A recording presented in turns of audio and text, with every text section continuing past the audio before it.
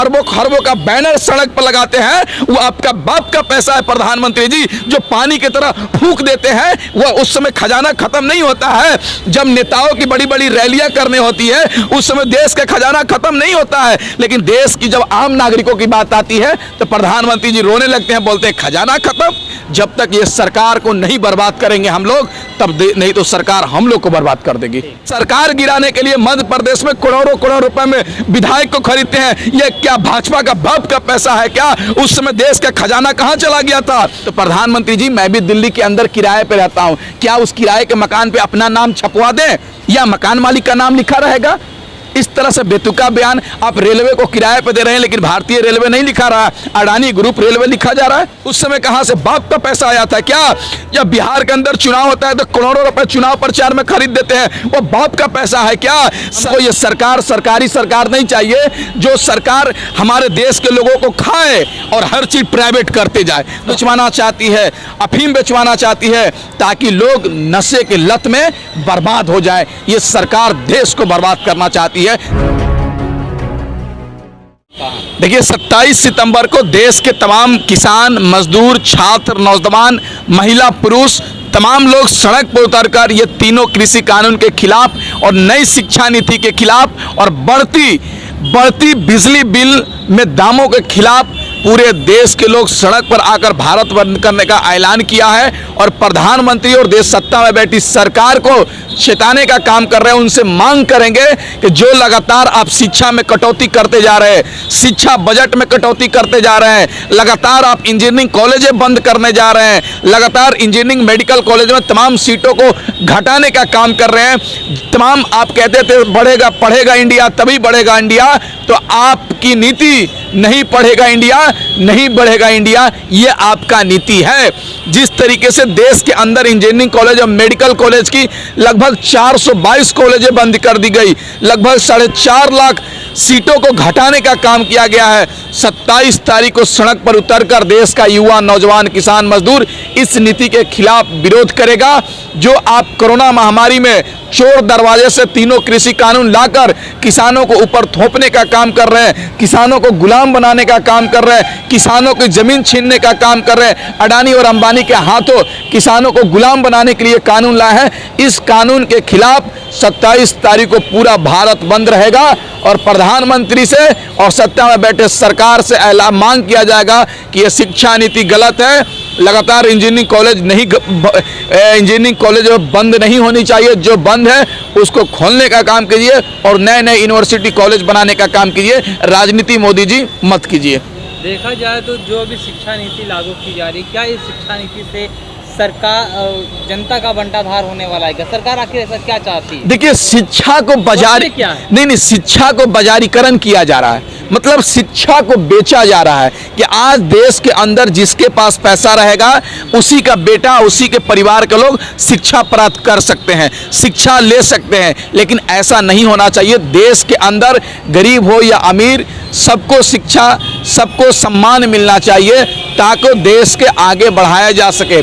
आज लगातार सरकारी कॉलेजों को, सरकारी यूनिवर्सिटियों को, सरकारी स्कूलों को तमाम तरह के बंद किया जा रहा है और नई प्राइवेट स्कूल खोला जा रहा है ताकि गरीब बच्चे ना पढ़ पाए उस यूनिवर्सिटी में, उस कॉलेज में, और गरीब के बच्चे जाहिल मर जाए ताकि सरकार से सवाल ना करे और विकास की मुख्य धारा से इस देश के गरीब लोग नहीं आ पाए। ये सरकार की साजिश है। इस देश का बहुजन, गरीब, ओबीसी, अल्पसंख्यक के लोग ना पढ़ पाए, बस चंद पूंजीपति पैसे वाले के बेटा इस देश में पढ़े और इस देश में राज करे। ये सरकार की नीति है। आज बताइए, यूनिवर्सिटी को क्यों बंद किया जा रहा है?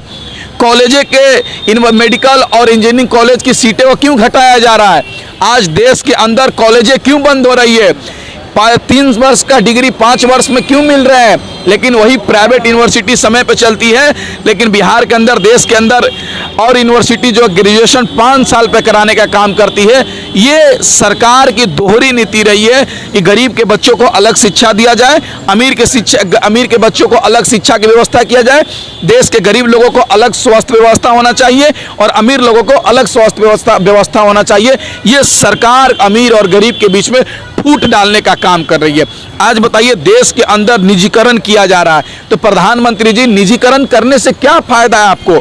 मैं पूछना चाहता हूं, निजीकरण करने से तो कुछ फायदा है नहीं। देश के आम लोगों के बारे में सोचते, महंगाई कम करते, रोजगार देते, नई नई फैक्ट्री बनाने का काम करते, जो हमारी बहन बेटियों के साथ बलात्कार हो रहा है उनको रोकने का काम करते। बता तो रहे हैं प्रधानमंत्री, हम इसलिए निजीकरण कर रहे हैं कि सरकार के खजाने में पैसा नहीं है, इसलिए चीजों को लीज पे दिया जा रहा है। निजीकरण थोड़ी ना करें, लीज पे दे रहे हैं। देखिए, इस तरह से बेतुका बयान प्रधानमंत्री को शोभा नहीं देता है। नेता सब संसद में बैठ के करोड़ों रुपए खा जाता है, नेता सब संसद में सब्सिडी लेता है, खाने पर पेंशन लेता है, लोकसभा में सैलरी लेता है, अगर विधायक बना तो उसको भी सैलरी मिलेगा, सांसद बन गया तो उसका भी पेंशन मिलेगा, विधान पार्षद बन गया तो उसका भी पेंशन मिलेगा, राज्यसभा सांसद बन गया तो उसका भी पेंशन मिलेगा। नेता सबको पेंशन चाहिए, लेकिन जब देश की जनता की बात आती है विकास के लिए, तो ये प्रधानमंत्री कहते हैं खजाना नहीं है। अपने जीजा को, ट्रंप को लाने के लिए करोड़ों रुपए पानी की तरह फूंक दिए। उस समय देश का खजाना कहां था? करोड़ों अरबों खरबों का बैनर सड़क पर लगाते हैं, वो आपका बाप का पैसा है प्रधानमंत्री जी, जो पानी की तरह फूंक देते हैं। वह उस समय खजाना खत्म नहीं होता है। जब नेताओं की बड़ी बड़ी रैलियां करने होती है, उस समय देश का खजाना खत्म नहीं होता है। लेकिन देश की जब आम नागरिकों की बात आती है तो प्रधानमंत्री जी रोने लगते हैं, बोलते हैं खजाना खत्म। इस तरह से बेतुका बयान नहीं देना चाहिए। आज बताइए, जब बंगाल के अंदर चुनाव होता है तो प्रधानमंत्री जी और उनके मंत्रालय के लोग 20-20 चार्टर्ड प्लेन लेकर, हेलीकॉप्टर लेकर बंगाल में चुनाव प्रचार करने जाते थे। उस समय कहां से बाप का पैसा आया था क्या? जब बिहार के अंदर चुनाव होता है तो करोड़ों रुपए चुनाव प्रचार में खरीद देते हैं, वो बाप का पैसा है क्या? सरकार गिराने के लिए मध्य प्रदेश में करोड़ों रुपए में विधायक को खरीदते हैं, यह क्या भाजपा का बाप का पैसा है क्या? उस समय देश का खजाना कहां चला गया था? भाजपा को विधायकों को खरीदने के लिए पैसा है, विधायकों को खरीदने के लिए पैसा है, लेकिन देश के लोगों को विकास करने के लिए पैसा नहीं है, शिक्षा नीति बेहतर करने के लिए पैसा नहीं है, शिक्षा का बजट बढ़ाने के लिए पैसा नहीं है, लेकिन इन लोगों को मुजरा करने के लिए पैसा है। अभी आप शिक्षा नीति पे बात कर रहे थे, तभी एक हिंदू युवा वाहिनी के युवा अध्यक्ष हैं, वो कहते हैं कि जिस तरह से इस्लामिक स्टडीज़ के द्वारा IAS PCS में लोग चयनित होते हैं, वैसे ही रामायण, गीता, भगवत, ये सारी चीज़ें जो पुराण हैं, इन वेदों को भी पढ़ा करके भी IAS PCS बनाया जाए। एक बात बताइए, देश संविधान से चलेगा कि मनुस्मृति से चलेगा? ये देश संविधान से चलेगा, किसी के कहने से नहीं चलेगा। और एक बात समझिए, ये हमारा लोकतंत्र ऐसा है, हमारा संविधान ऐसा है कि सबको धर्म मानने की आज़ादी है। आज शिक्षा में भगत सिंह को पढ़ाया जाना चाहिए, भीमराव अंबेडकर के बारे में पढ़ाना चाहिए, स्वामी विवेकानंद जी के बारे में पढ़ाना चाहिए, महात्मा बुद्ध के बारे में पढ़ाना चाहिए, महात्मा गांधी के बारे में पढ़ाना चाहिए, अशफाकुल्ला खान के बारे में पढ़ाना चाहिए, मौलाना APJ अब्दुल कलाम के बारे में पढ़ाना चाहिए, मौलाना आज़ाद के बारे में पढ़ाना चाहिए। ये जो बेतुका बयान देते हैं कि धार्मिक चीज़ों को पढ़ाना, बिल्कुल गलत है। आप बताइए, धर्म से देश थोड़ी चलेगा, आपके मजहब से देश थोड़ी चलेगा, ये देश संविधान से चलेगा। और संविधान हमको जोड़ने की बात करता है, तोड़ने की बात नहीं करता है। ये भारतीय जनता पार्टी के लोग और चंद चमचे भारतीय जनता पार्टी को जो देश तोड़ने की बात करते हैं, हमारी एकता और अखंडता तोड़ने की बात करते हैं, लेकिन देश की जनता ऐसा नहीं होने देगी, इनको भगा देने का काम करेगी। आज देश के अंदर महंगाई इतनी बढ़ रही है, महंगाई आसमान छू रहा है, लेकिन इसके बारे में कोई चर्चा ही नहीं कर रहा है। ये 2014 से पहले इन भाजपा के नेताओं का महंगाई डाइन हुआ करती थी, आज भौजाई हो चुकी है, आज इसके बारे में नहीं बोलते हैं।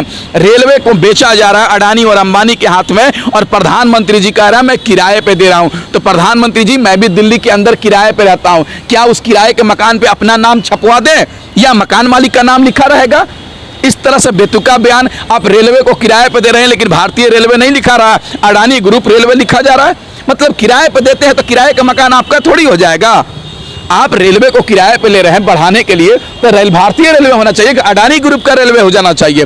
इस तरह से सरकार निजीकरण के नाम पर देश की धरोहर को बेचने का काम कर रही है, देश की संपत्ति बेचने का काम कर रही है, जो हमारे देश के लिए हानिकारक है। आज बताइए, 2014 से पहले 3 रुपये 5 रुपये प्लेटफॉर्म टिकट हुआ करता था। आज देश के अंदर 25-25 रुपये, 50-50 रुपये का प्लेटफॉर्म टिकट मिल रहा है। क्यों? निजीकरण के चलते आज देश में महंगाई बढ़ रही है। आज सरकारी हॉस्पिटलों में इलाज बेहतर नहीं है, निजीकरण के नाम पर प्राइवेट हॉस्पिटल खोल दिया गया। सरकारी हॉस्पिटलों में शिक्षा की व्यवस्था नहीं है, निजीकरण के नाम पे प्राइवेट स्कूलों को खोल दिया गया। आज जब सब चीज प्राइवेट हो जाएगा तो हमको भी, सरकार को भी प्राइवेट कर देंगे। हमको ये सरकारी सरकार नहीं चाहिए जो सरकार हमारे देश के लोगों को खाए और हर चीज प्राइवेट करते जाए। तो भाई हम संसद भी तुम प्राइवेट कर दोगे, एक दिन आएगा कहेगा संविधान भी प्राइवेट हो जाएगा, इस देश के आम नागरिक भी प्राइवेट हो जाएंगे। निजीकरण के नाम पर यह सरकार देश के लोगों को गुमराह कर रही है।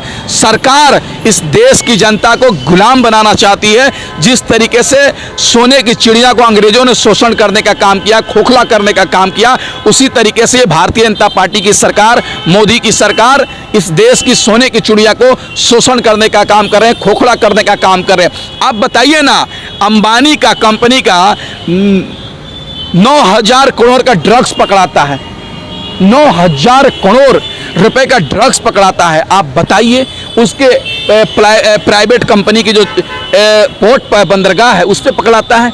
ये सिद्ध होता है कि ये सरकार अपने चंद पूंजीपतियों के हाथे इस देश में जहर बिचवाना चाहती है, ड्रग्स बिचवाना चाहती है, अफीम बिचवाना चाहती है, ताकि लोग नशे के लत में बर्बाद हो जाएं। ये सरकार देश को बर्बाद करना चाहती है। जब तक ये सरकार को नहीं बर्बाद करेंगे हम लोग, तब नहीं तो सरकार हम लोग को बर्बाद कर देगी।